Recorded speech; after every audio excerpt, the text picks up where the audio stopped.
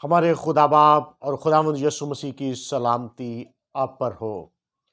wishing you a very very blessed new year 2023۔ خداوند آپ کو اس سال میں بہت ساری زمینی آسمانی برکتوں سے نوازے اور آپ ڈھیروں خوشیاں سمیٹتے ہوئے اس کے ساتھ وفاداری کے ساتھ چلتے جائیں۔ میں خدا کا خادم ایک بار پھر ایک نئے سال کے ایک نئے پیغام کے ساتھ آپ کی خدمت میں حاضر ہوں۔ کیا نیا سال صرف مسیحی لوگوں کا ہے؟ یقیناً ایسا ہرگز نہیں ہے۔ بے شک اس کی ابتدا مسیح خداوند کے پیدائش سے شروع ہوتی ہے۔ جب مقدس لوکا طبیب کی معرفت لکھی گئی انجیل کے دوسرے باب کو ہم پڑھتے ہیں تو وہاں پر ہے کہ کیسر اگستس کی طرف سے یہ حکم جاری ہوا کہ تمام لوگوں کے نام لکھے جائیں، اور یہ پہلی اسم نویسی سوریا کے حاکم کورنیوس کے دور حکومت میں ہوئی۔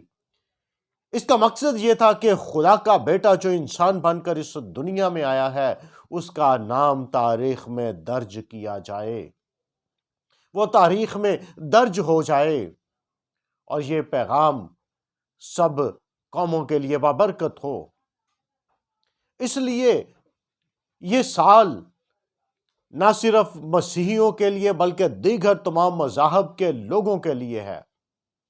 جس طرح سے چرواہوں کو خوشخبری دی گئی کہ یہ بشارت تمام امت کے واسطے ہوگی، اسی طرح سے یہ نیا سال بھی تمام قوموں اور امتوں کے لیے ہے، بے شک کوئی مانے یا نہ مانے، کیونکہ دیگر بہت سے مذاہب کے لوگوں کا اپنا ایک سال ہوتا ہے۔ جیسے مسلم کا نیا سال محرم سے شروع ہوتا ہے، غالباً چائنا والوں کا نیا سال مارچ میں شروع ہوتا ہے، اسی طرح سے دیگر اور بھی بہت سی قوموں کے سال اور مہینے الگ الگ ہوتے ہیں۔ تو بھی تمام مذاہب اور قوموں کے لوگ جو اس دنیا میں بستے ہیں وہ اسی سال کے مطابق چلتے ہیں۔ بہت سے لوگوں کو معلوم نہیں ہوگا کہ ان کے کیلنڈر کے مطابق آج تاریخ کیا ہے، مہینہ کون سا ہے، کیونکہ جس کا سکہ چلتا ہے راج اس کا ہوتا ہے۔ پوری دنیا میں جس طرح سے ڈالر پوری دنیا پر چھایا ہوا ہے، اسی لیے لوگ کہتے ہیں کہ امریکہ کی پوری دنیا میں حکومت ہے، اور انگریزی زبان پوری دنیا پر چھائی ہوئی ہے جو لوگوں کو آپس میں جوڑتی ہے۔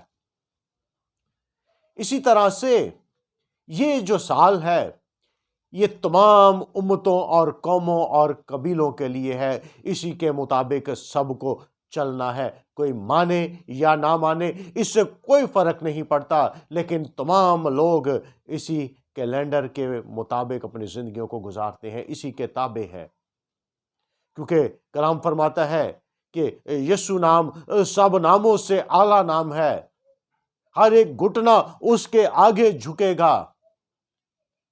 تو یہ ایک وقت ہے کہ تمام لوگ اس کی پیدائش کے دن کے مطابق، اس کی عیسوی کے دن کے مطابق اپنی زندگیوں کو گزارتے ہیں۔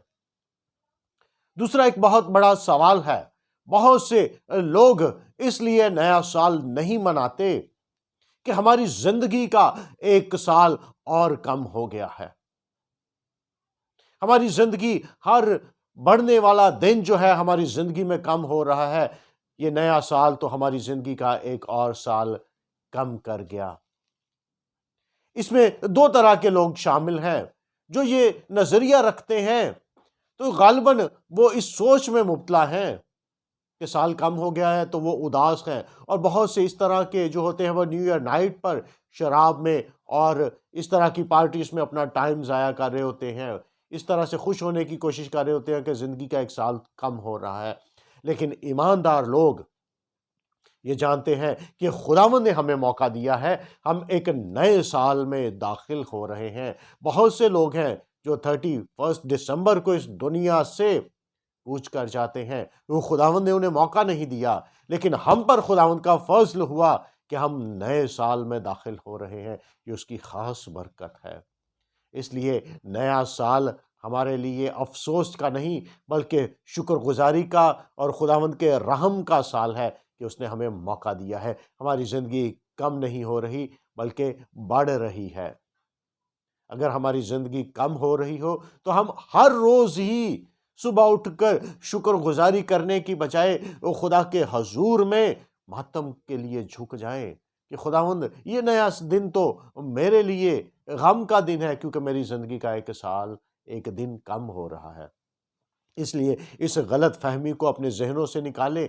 ہر نیا دن، ہر نیا سال ہمارے لیے بابرکت ہے اور خداوند ہماری زندگی کو بڑھا رہا ہے۔